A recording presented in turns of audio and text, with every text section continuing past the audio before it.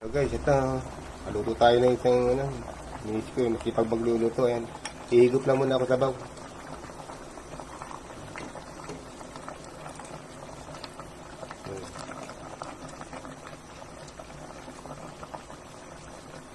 Ayan, nilaga po yan. Ang sarap po yung sabaw niyan.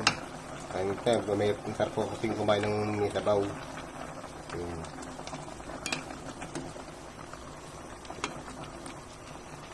Tatago yan yung mga baboy.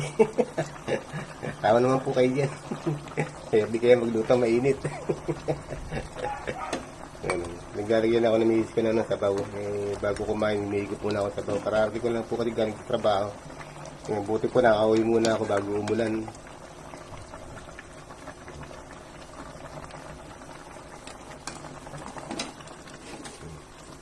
Tampong gulay niyan. Gulay lang po. Akin sa akin. Sa inyo na baboy. Aking gulay.